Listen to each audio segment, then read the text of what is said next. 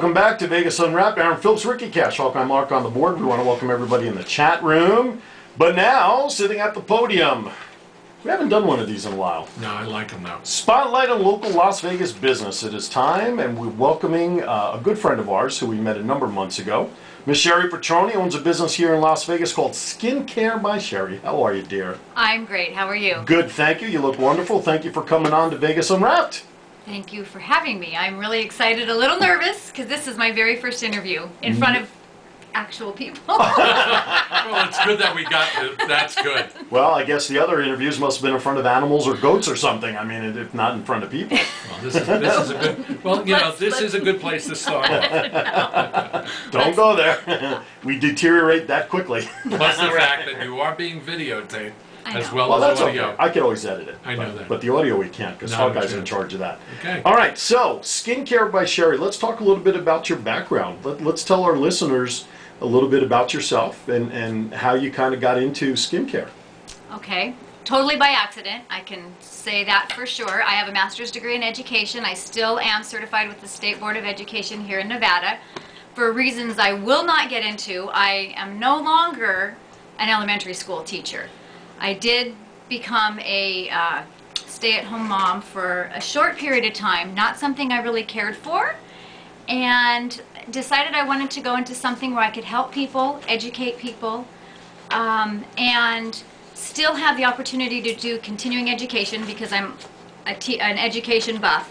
And the ironic thing is, I'm still a teacher. I teach adults now. I teach continuing education courses in aesthetics as well as running my own business, and so it's just come full circle and really a fabulous thing. I love it. It seems to me, and as I was looking over your vitae or resume, if you will, that I was under the impression that most people that are in your field have nowhere near the educational background that you have.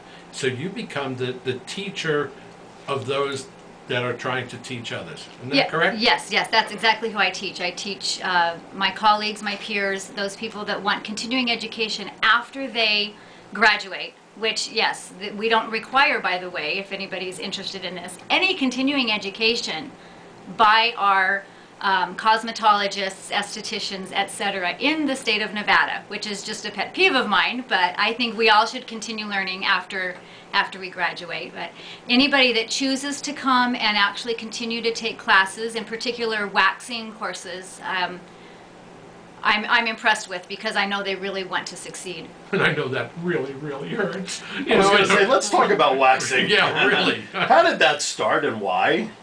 How did waxing start? Yeah. Well, Because it does look like a very painful process. hundreds of years ago, hundreds and hundreds and hundreds of years ago. Well, Cash was probably there, so. I was a witness. Thousands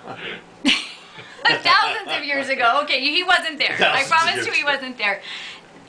There was always the need for people to want to not have hair. Once we began having civilized nations, or what were civilized in that era, maybe we might not feel that way about some of those nations now I wouldn't want to live in. However, there was sugaring, lots of other things where sugaring is kind of like a substance. I don't use it, so I'm not really the expert on it, but it's a substance somewhat like wax that you actually roll on the hair and it pulls the hair out in a little bit of a different fashion from actual wax. So hair removal has been something that people just don't like hair for whatever reason, and depending on the time, what century and so forth, that was the hair of whatever area was removed. So if that makes sense. So was it more of a vanity kind of thing? Yes, Really? and you know, maybe not aristocracy, but I know, like, for example, this is not hair, but chemical peels started out with the Egyptians and people like Cleopatra and so forth, where they would do milk baths, which is where lactic acid peels come from and things of that nature. So as people, I think I saw that on a video once. It was actually in the '62 movie with Burton and Taylor. Oh, okay. Okay. Okay, so yeah, so I mean, see, it was real.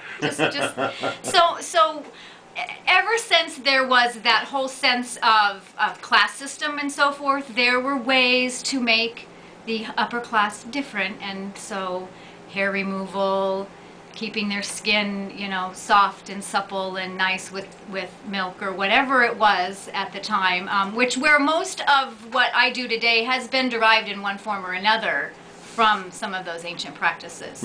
It's interesting that we're talking a little bit about hair, because the #1 commercial for hair removal today is out there. It's called the No-No. And it's advertised all the time. It literally takes off hair and it's supposed to keep it off. Now, why would you know that? Because I'm up late. I'm up late Infomercials. every night. Yeah, you know? infomercials. You've seen it. Yes, yes. It's an at-home laser type hair removal, which is actually my competition. Thanks. Yeah, way to go, Cash. I didn't No, say I was going to no, get no. one. No, actually, you know what? People can use that at home. What laser actually does is it reduces the amount of hair we have. But the only thing that truly is 100% hair removal is electrolysis, which is very expensive, one hair follicle at a time. And so most of us don't take the time or the energy, and it's very difficult to find somebody that actually does electrolysis here in the state of Nevada because of the politics and so forth involved. And so as a result, even if someone does do laser hair removal, they do still need me, just not as often. There you go. I'll tell you what. And I can vouch for the fact that hair removal, even on its most simplest form, like pulling out a gray hair out of the eyelash, I must have screamed for an hour after I pulled 2 of those suckers out today. Oh my goodness. So, all right, let's get back on track here. All right. Well, wait, I want to comment go on ahead. that. If you hold your skin taut and then pull, it will make it much easier. Taut means tight. Yeah. I got that. I got that. All right, Cheri, thank you for the You're tip, welcome. the hair removal tip. Oh my God. Jeez. All right, so what put you over the edge to say, okay, it was time for me to do something on my own in business to do this? You had all this knowledge, and you said, okay, it's time that I take all this knowledge, and now we're going to provide this as a service. How did your thought process come along to opening up your business? Well, I'm not very well trained to behave in a way that is a good person to work for someone else, honestly. I mean, I like what I like. I know what's important. I know what a good business is, how it's run and so forth. My husband and I have had a landscaping company since the 80s, which is a whole other story, and I had tried to get out of it for many, many years and kept going back just because of different things But and so that forth. grass just kept on growing. Yeah, funny, because I did, in college, I was one of the crew. Wow.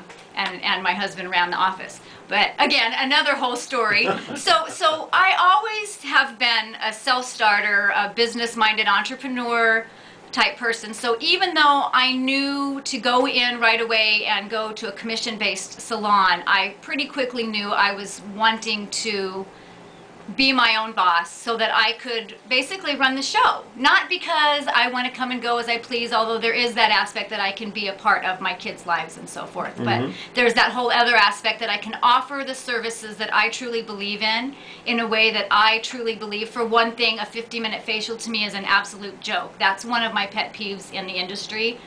I do 75-minute facials. That sets me apart, and I don't want to rush through someone. It just makes no sense to me, because especially the first time, I don't know what I'm going to get with someone, and it might take 75 minutes. It might take Right. 60, and that's okay, but then I'll just give them more of a massage or something like that to make sure they get their money's worth. So things like that. I just knew that I wanted to be that person that gives that extra little something to each person based on what their needs are. Well, there's no question that customer service and providing that little bit of extra in most circumstances will separate the haves and have-nots into success, yes? Of course, and the repeat business that you get because of good customer service, as well as, good performance, if you will, because I'm sure there's a big difference between the different people that do this. Some are just better than others. I mean, Right. it's just the way it is. By the way, Vanna Mae says that she uses coconut oil in her hair. Yeah, very hydrating, yes. Yeah. Small molecule, and what's great about coconut oil is because it's a small molecule, it will soak into our hair and also our skin. I use that quite a bit in my own practice. Cool. Well, Cami had a facial done with Cheri, like 2 months ago, and she still says, it still has great effects, and can't wait to get back and do another one. Well, it's good. Well, repeat business, Yeah. like you said. And I mean, that's tremendous. and I'm sure you're loving the fact that she's got that kind of skin. Well, I'm just pleased to be looking up instead of down. What? Never mind. Yeah, I would love to say it's an inside joke, No, but but I don't know. it if has to do with a anybody lot gets of choices. It has a lot to do with choices, It doesn't sure it? does. Oh my goodness. She's been, okay, this comes from Cami. She's been told to use mink oil in her hair to straighten her curls. Mink oil. I used to use Well- mink oil on boots when I worked for Tom McCann to soften them. Wow. Seriously. Tom McCann. Yeah, mink oil was to use to soften the leather. Yep. It's for those hard, rigid leather shoes that you would get. Wow. Well, I remember with the stone shoes, Yes. The clogs. the clogs. When he was dragging his ladies back by the hair in the cave. Anyway, all right, listen, we come back on the other side. We're going to get down to some brass tacks. We're going to find We're out. going to talk about the weekend I spent with Cheri. No, we're not going to talk about the Dawn. weekend. Oh, we're we not gonna did. We did. I was thinking. No, we're not. That's for after dark on another show. Okay, We're going now. to talk about some of her services at her place and Right. what does separate her from all the other practitioners. And of course, how to get in touch with her Absolutely. and do all that other good stuff. All right, and also she's brought in some oils into her business. We'll talk about that too. Sounds great. You're listening to Vegas and Rap. Phillips and Cash, Cheri Petroni in the hot seat. Spotlight on local Las Vegas business. Don't go anywhere. We'll be right back.